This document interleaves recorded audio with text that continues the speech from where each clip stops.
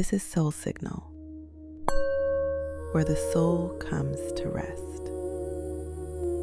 My name is Patrice. In a moment, a story will begin. You don't need to do anything with it. You don't need to remember it, or carry it, or learn from it. Only let it move through you, the way water moves through open hands. There is a moment. You know this moment. When the loop has run so many times that you are no longer looking for a new scenario. You are looking for something else. You are looking for the feeling of having done enough. The feeling that says you have been thorough. You have been responsible. You have not left anything that could have been prevented unexamined. You are looking for permission to put the loop down. The loop cannot give you that permission. The loop does not know when enough is enough. The loop has never known. Only one thing does.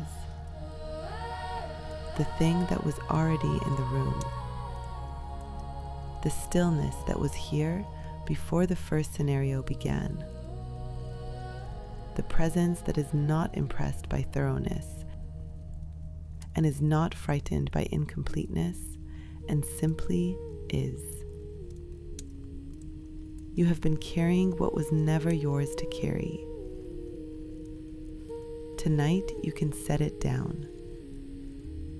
Something larger than you has had this the whole time. Before the upper room, the breath. Place both hands on your belly, beloved. Feel the warmth there. You have been thinking tonight. More than once. You have mapped the options, imagined the outcomes, rehearsed the conversations, calculated the risks, and then circled back to the beginning and started over. You are not doing this because you are weak. You are not doing this because you are dramatic. You are doing this because somewhere in you, there is a very intelligent, very exhausted part that genuinely believes, if I can think through every possible outcome, nothing will be able to surprise me. That part is not wrong. It has kept you safe. It has served you. Tonight, it gets to rest. 3 rounds. Slow. The upper room is warm. The lamp is lit. You don't have to manage anything for the next hour. Round 1. Inhale through your nose for 4 counts, like drawing breath from a warm room where something sacred is already present. 1, 2, 3, 4. Hold for 7. Let the breath settle into the planning places, the tight ones, the ones that have been running scenarios since morning. 1, 2, 3, 4, 5, 6, 7. Exhale through soft lips for 8. Let the need to figure it out tonight go downstream. 1, 2, 3, 4, 5, 6, 7, 8. Round 2. Inhale for 4. gathering yourself back from every scenario, every contingency plan, every version of tomorrow you have been constructing. Hold for 7. Everything settling, the way a room settles when the door closes and the outside world is on the other side of it. Exhale for 8. Releasing the midnight supervision. Round 3. Inhale for 4. Something larger is already handling it. Hold for 7. Trust the stillness. Exhale for 8. Let God be God tonight. There is one more thing your body needs to know before the story begins. It does not have to perform rest. Real rest is not the correct positioning of a tired body. Real rest is not the successful silencing of a busy mind. Real rest is what happens when the body understands that it is not alone in the dark, that something else is awake, something that does not sleep, something that does not require your wakefulness to keep its watch. You can release the night shift. Let that settle into the shoulders. Not just dropped, but understood. They have been carrying the night shift.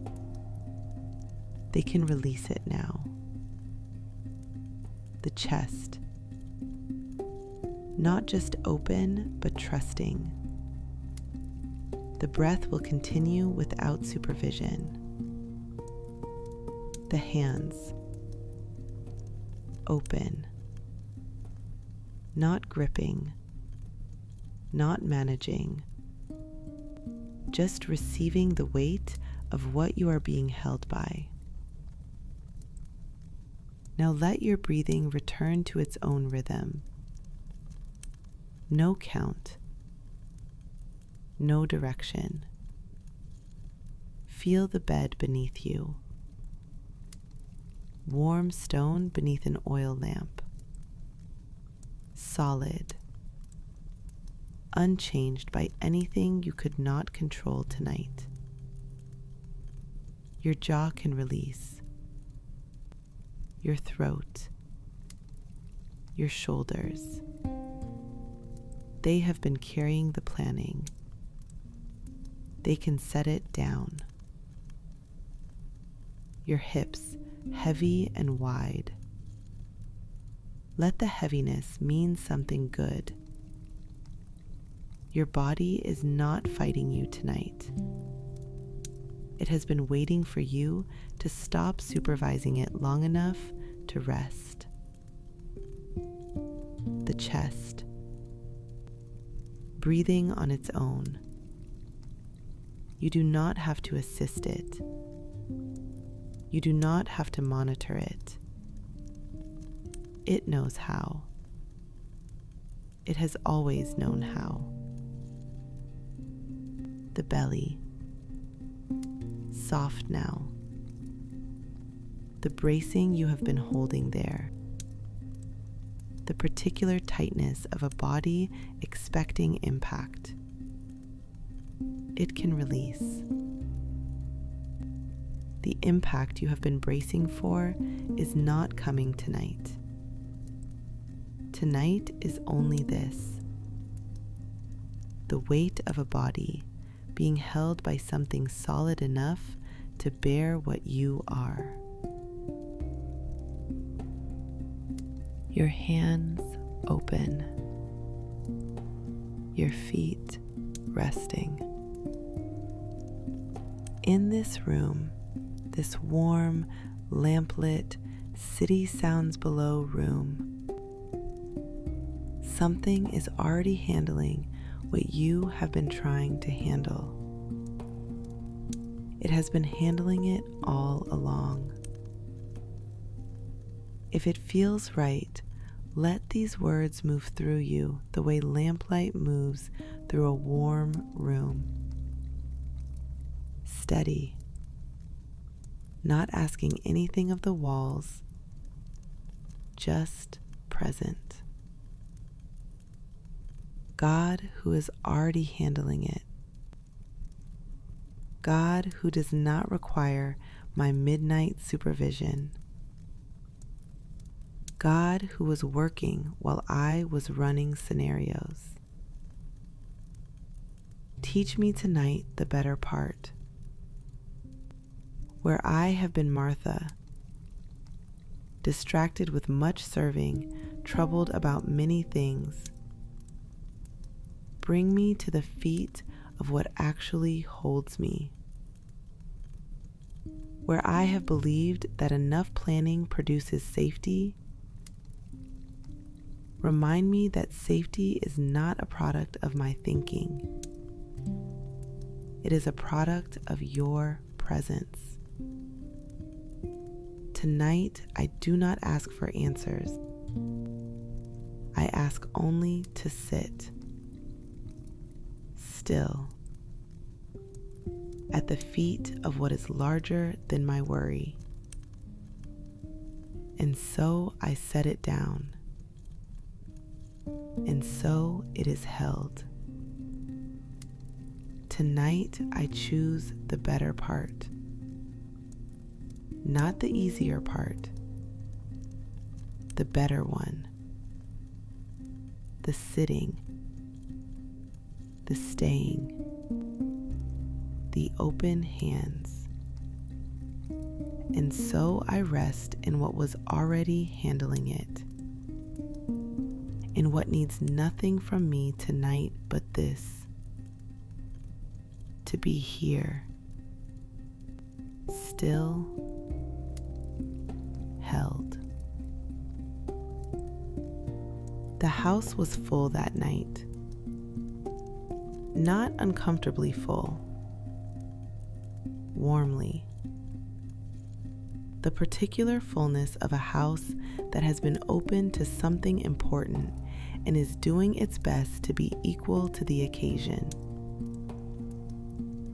Martha was in the kitchen.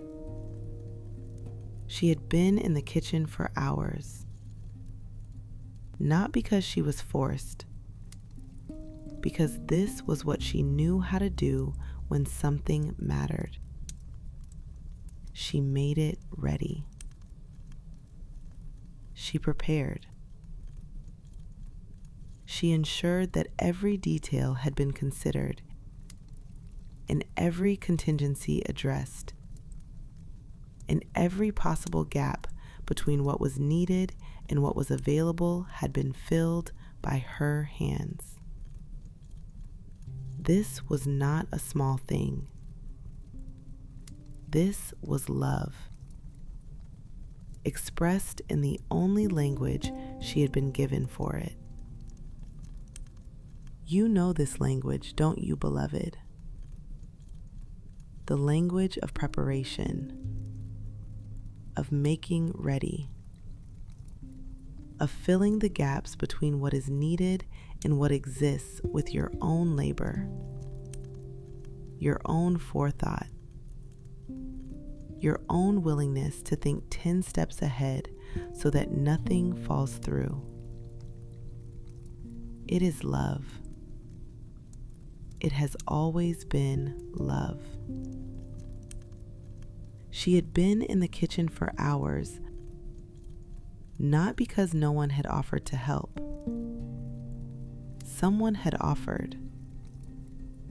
Several someones. But there was a particular kind of service that cannot be delegated. Not because the task itself requires her hands, but because the doing of the task is the only way she knows to discharge the feeling of things not yet being ready. You cannot hand someone else the feeling that it isn't ready yet. You can only work until the feeling relents. And some nights, it never relents. You know this too, beloved. The task that never finishes.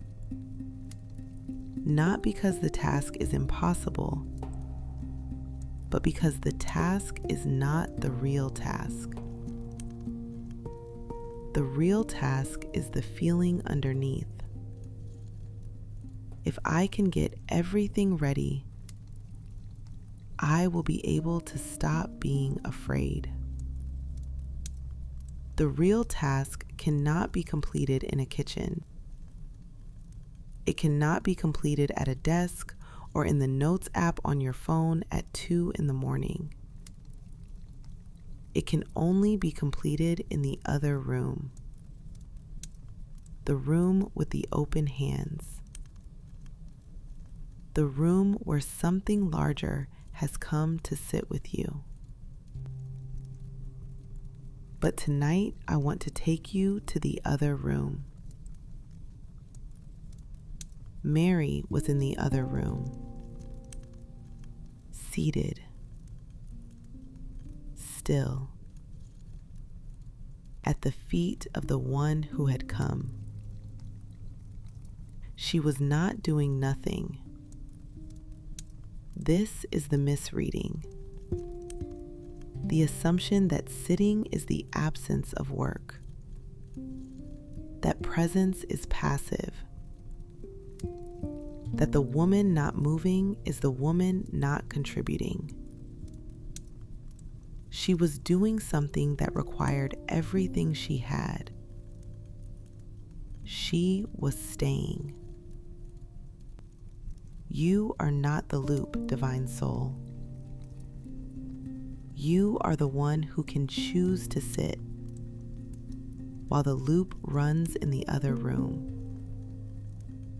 The loop is not you. The worry is not you. The planning is not you. You are the one who knows the difference between the kitchen and the upper room. You are the one who came here tonight. And something in this room already knew you were coming, already had the lamp burning, already had the sparrow on the sill, already had the warmth in the walls and the jar on the table and the city below doing what the city does. Already had the one thing the planning loop cannot provide: presence. The presence that was here before you. The presence that will be here after. The presence that is here now, in this room, while the thoughts move and you stay. Martha came to the door. She did not come in anger. She came in the exhaustion of a woman who has been holding everything together and needs to know that someone else sees what she is holding. The woman who carries more than her share, asking the woman in the other room, "Do you see what this cost? Do you understand what I am doing so that you can sit there?" It was a fair question, and the answer was not, "Your work doesn't matter. Your labor doesn't count. What you are doing in the kitchen is less important than what she is doing here." The answer was, Mary has chosen the better part, not the only part, not the part that cancels the other part, the better part, tonight, in this room, in this hour. When something larger than the dinner preparation has come to sit with them, the better part is to stay and receive it. There are seasons, beloved, when the kitchen is the better part, when the preparing and providing is exactly the sacred work, when the labor of making ready is the fullest expression of what love requires.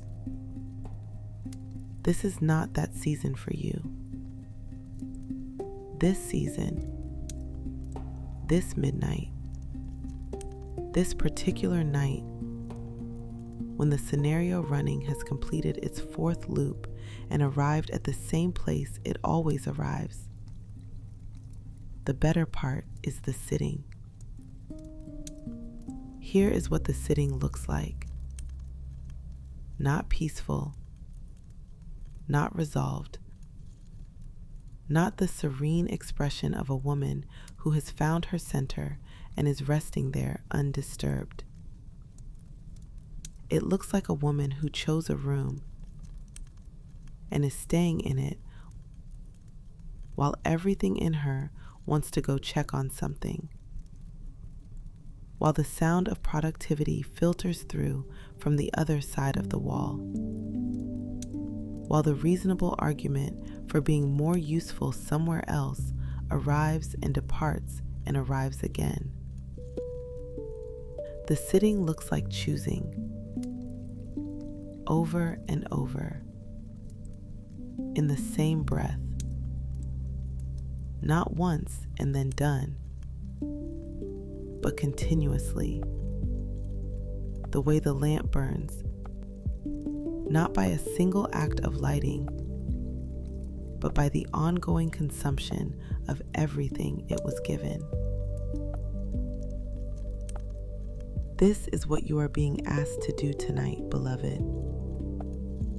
Not to have already chosen, to choose now, in this breath, in the next. Not to have arrived at trust, but to be in the act of arriving. Not to have solved the planning loop, but to be in the room where something else is larger than the loop.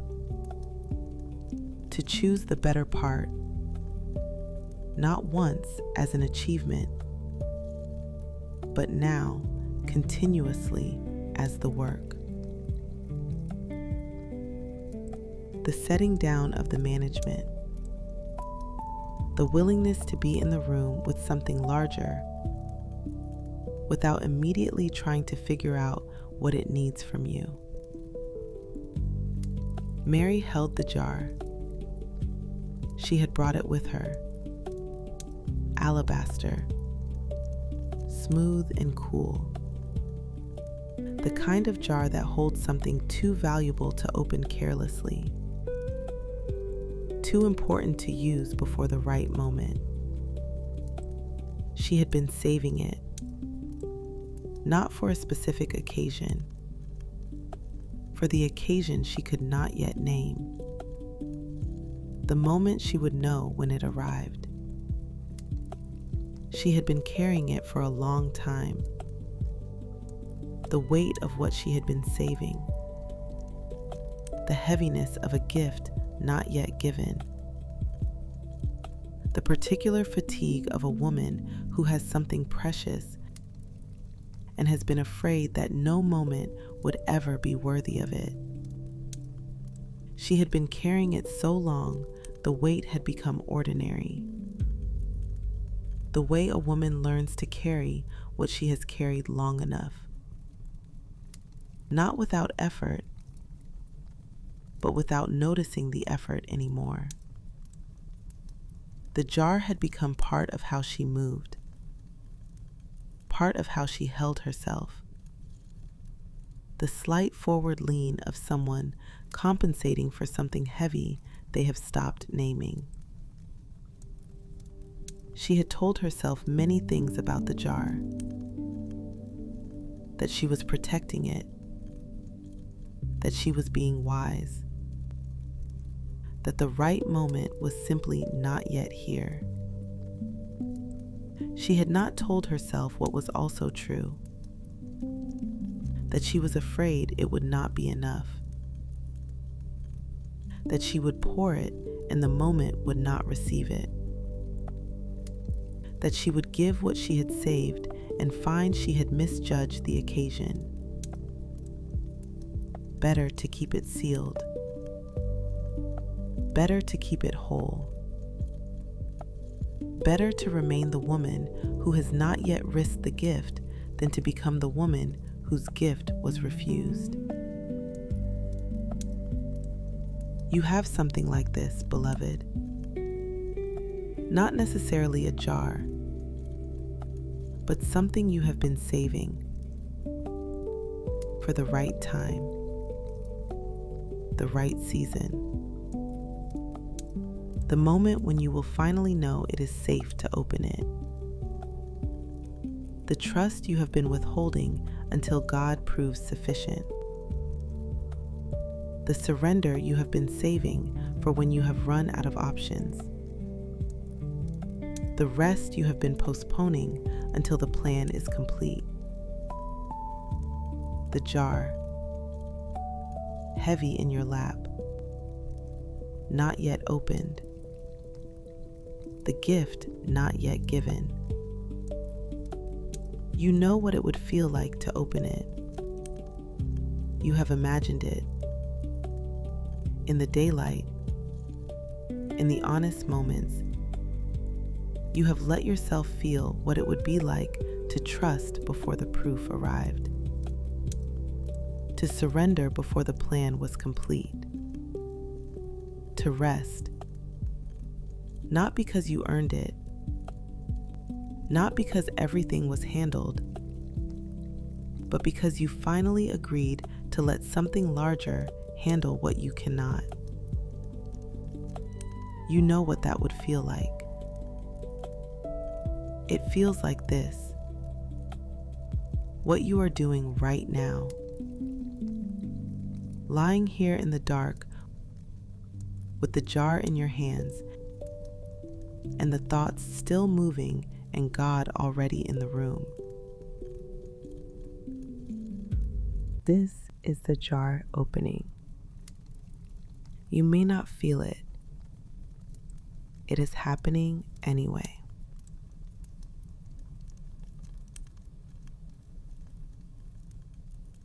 The planning voice came. Of course it came. It always came. Particularly in the stillness. Particularly in the moments when she had chosen to set down the management. The voice arrived with something urgent. You haven't thought through the third scenario. The one where the plan you are trusting doesn't account for this particular variable. The one where the gap you haven't filled becomes the thing that cost you everything. She recognized it. She had been listening to it for years. And she recognized something else. It would never be finished. The voice would never arrive at the scenario where everything was accounted for, every variable addressed, every gap filled, because that scenario did not exist, and the voice knew it, and it kept running anyway, because the running felt like safety, even when it wasn't. Even when it was just the performance of safety, the substitution of effort for trust. This is what the planning loop actually is, beloved. not preparation. The substitution of effort for trust. The belief, so deep it feels like common sense, that if you think hard enough, thoroughly enough, exhaustively enough, you will find the version of the plan that is safe. That version does not exist. Not because the world is unsafe, because safety is not a product of planning. Safety, the real kind, the kind that holds you when the plan fails and the scenario you didn't account for arrives anyway. That kind of safety is not produced by your midnight thinking. She had been here before. Not in this room. In this moment. The moment when the voice runs out of new scenarios and falls back to the ones it has already shown her because there are no others. The voice was not making things up. This is important. The risks it was naming were real. The gaps it was pointing to were real. The variable it had found in the third scenario, real enough. But there was something it could not account for. Something it had never been able to account for. Not because it lacked intelligence. Not because she hadn't fed it enough information. Because what it was trying to calculate was not calculable. You cannot calculate presence. You cannot run a scenario for the variable of being held. You cannot plan for the outcome where the thing you couldn't control is caught by something that was already there before the plan began. This is what faith asks of you, beloved. Not the abandonment of intelligence, not the surrender of discernment. Faith asks you to add one variable to the calculation that your planning cannot produce. The presence that was there before you started. The one who was already in the room.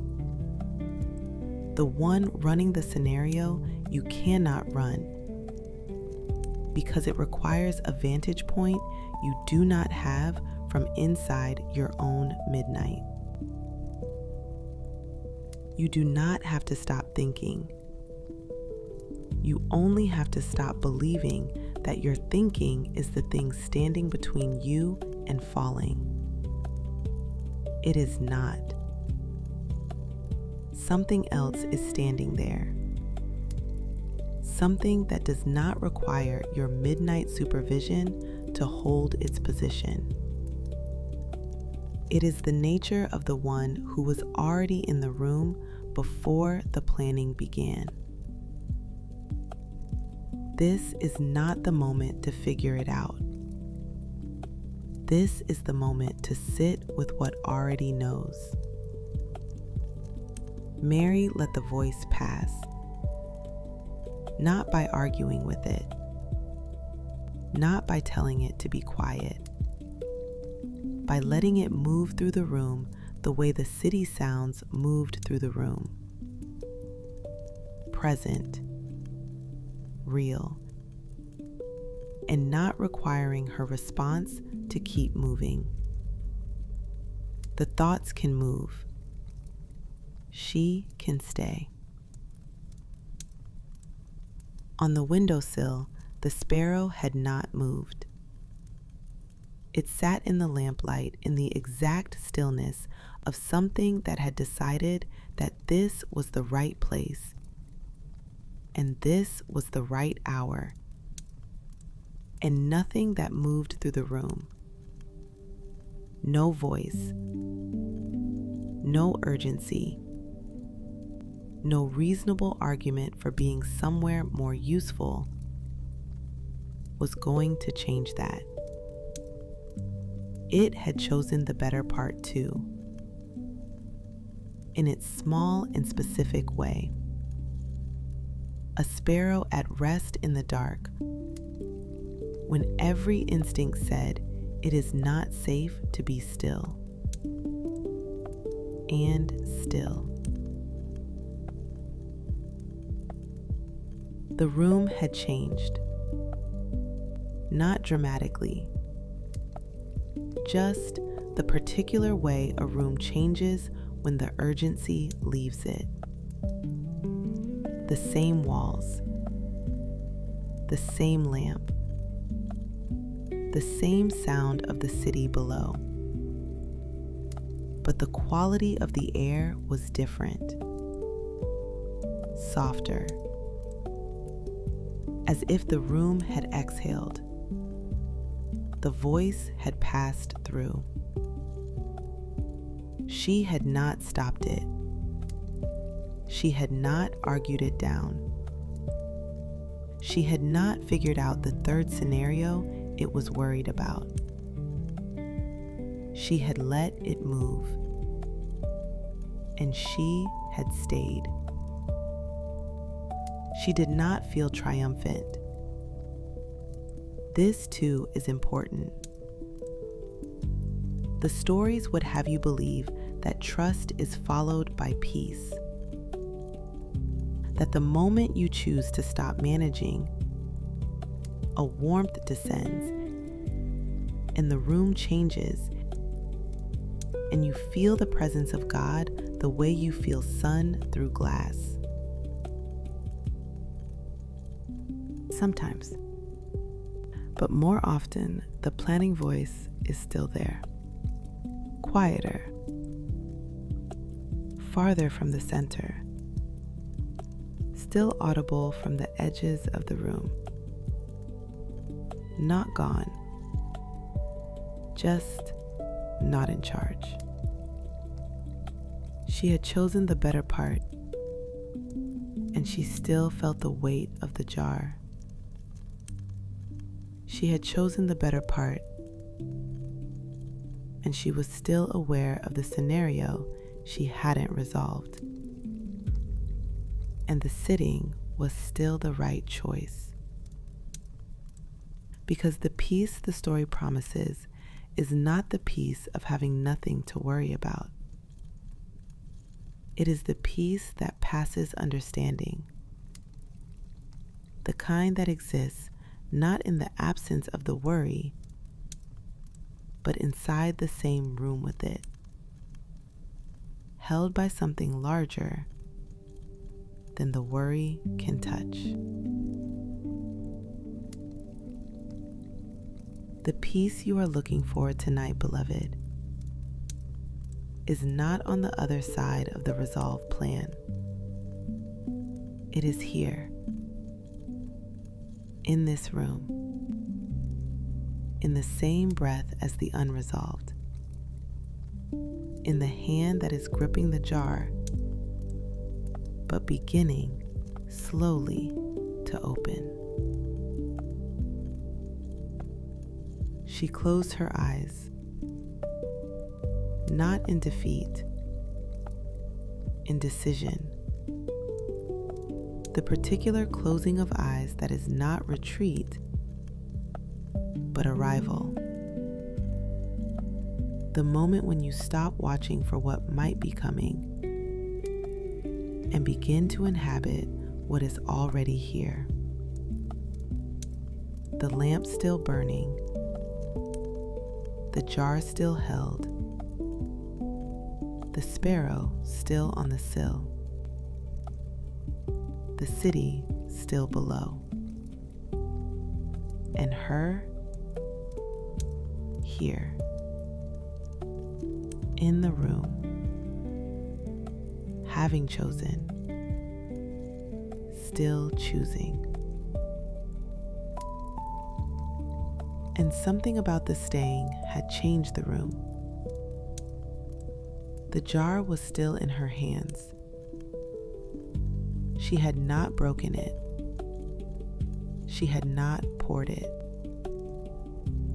She did not know yet when that moment would come, but she was holding it differently. Not gripping it with the tensed grip of a woman, protecting something precious from a world that might not be worthy of it. Holding it the way you hold something when you understand that the right moment will be known when it arrives. Not because you planned for it, but because you were present enough to recognize it. The difference between gripping and holding, between managing and trusting, between Martha at the kitchen door and Mary at the feet. The jar in your hands tonight, beloved, you can hold it differently. The trust you have been saving for when God proves sufficient, you can let it rest in your hands without requiring the proof first. The surrender you have been postponing until the plan is complete, you can offer it tonight from the middle of the incomplete. Not poured out, not broken, just held differently, with open hands instead of gripping ones. Below the window, the city continued. A cart on a stone street. A voice, distant. The particular sound of a world continuing its ordinary business without requiring her participation to keep going. This too was a teaching. That the world does not pause while she decides whether to trust. That the outcomes she has been attempting to control are moving at their own pace, whether or not she is supervising them. God is already handling it. Not because she asked, not because she planned correctly, not because she found the right scenario and avoided the wrong gap, because that is the nature of what she is choosing to sit beside. She had stopped asking when this would resolve, not because the question was answered, because the question had changed. She was no longer asking when the outcome would be known. She was sitting with a different question now. Quieter, slower. The kind of question that is really an opening. What if the one who holds this has more information than I do? What if the scenario I cannot run is already being run by the one who was here before I arrived? What if I am not the last line of defense? What if you are not, beloved? What if you were never the last line of defense? What if something has been holding what you love, not as a backup plan, but as the primary one? What if you are free, have always been free, to let the jar rest in open hands? The one who was already in the room, the one who has been handling what she could not reach since before the planning loop began. The sparrow had tucked its head. Finally. into the warmth of its own feathers. The small act of a creature deciding that enough had been watched and now was the time for the rest it had been patient enough to wait for. Its presence remained, just quieter, inward. The witness resting inside its own warmth. The thoughts can move. She can stay. And tonight, she stayed. Let me bring you somewhere simple now. Not the house of Martha. Not the upper room. Just this room. Your room. This lamp. Or the dark. This quiet. This bed that has been waiting while you ran the scenarios. Let me give you one more image before I let the story go. The upper room at the end of the night. Not the beginning, when the lamp was bright and the house was full and the sound of purpose was everywhere. The end. When the guests have left. When Martha has finally set down the last thing and gone to her own room. When the city below has found its late night quiet. Just Mary. Just the lamp. Lower now. The oil doing what oil does when it has been burning a long time. Just the sparrow. Tucked and still. Just the jar in her hands. And the room. Warm. Held. The quality of a room that has been inhabited by something sacred and still carries it in the walls. She did not have to do anything to make the room feel that way. She only had to stay. Your room carries it too, beloved. The room where you have cried and been held anyway. The room where you have asked questions with no answers and found that the asking itself was a kind of answer. The room where you have been more honest with the dark than you have been in daylight. This room. This dark. This breath. Already inhabited by something sacred. You only have to stay.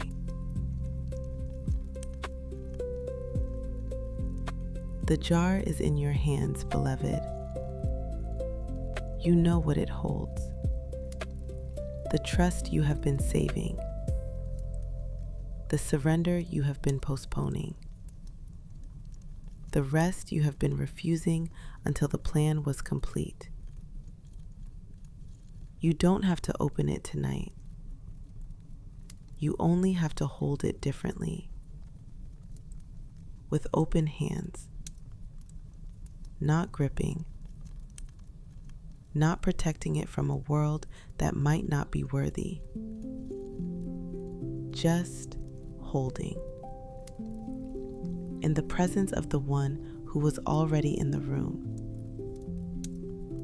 Let your breathing go longer now. Not 4 counts. Not 8. Just longer. The breath of someone who has stopped timing themselves. Who has stopped checking whether the rest is working. Who has given the night back to the one who made it. And agreed to receive sleep as a gift rather than a project. The planning voice may still be there. That is fine. It can be there. You have learned tonight what Mary knew. The thoughts can move. You can stay. This is not the night you defeat the planning loop. This is the night you stop needing to. The planning loop is doing what it was made to do. It was made to keep you safe. It has served you. And tonight, in this room, in this warmth, in the presence of what was already here before the planning began, it can rest. Not forever, just tonight, just this breath. Feel the weight of your body, the shoulders releasing, the jaw soft, the chest opening, the hands. They have been slightly gripped all day, all evening, gripped around the jar, gripped around the plan, gripped around the management. Let them open. The jar will not fall. The plan will not dissolve. The thing you have been managing will not come apart because your hands opened. Something larger has had this the whole time. This is the rest you have been postponing. Not a nap. Not unconsciousness. The rest that comes when you finally agree that the part of you running the scenarios is not the part of you that is needed right now. The part of you that is needed right now is the part that can receive.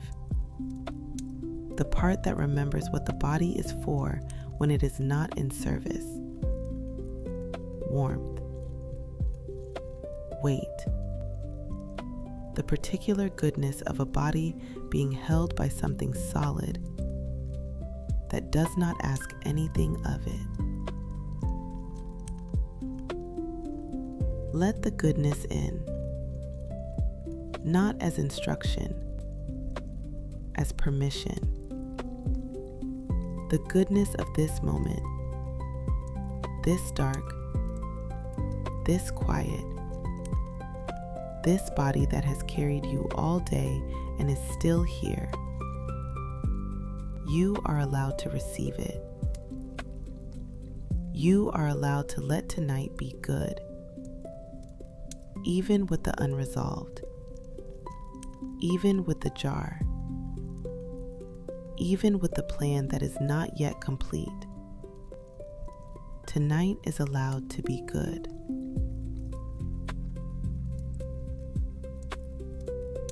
The thoughts will come again. They may come tonight. They may arrive between now and sleep. The fourth loop. The scenario not yet run. Let them move. You can stay. This is not a technique. Letting thoughts move through is not a skill you need to master. It is not something you can fail at. The thoughts will move whether or not you let them. They move on their own. They always have. What changes tonight is not the thoughts. What changes is what you believe about your relationship to them. They are weather. You are not the weather. They are the city sounds below the window. You are the room. They are everything that moves. You are what stays. You have always been what stays, even on the nights you weren't sure. even on the nights the loop ran until 4 a.m. and you felt like you had become the loop. You were still the room. You were still the stillness underneath the movement. Mary inside you has been sitting at those feet longer than you know. Longer than the anxiety. Longer than the planning. Longer than the voice that is very sure it needs to run one more scenario. She has been sitting. She has been choosing. She has been staying. The thoughts can move. You can stay. Rest here as long as you need.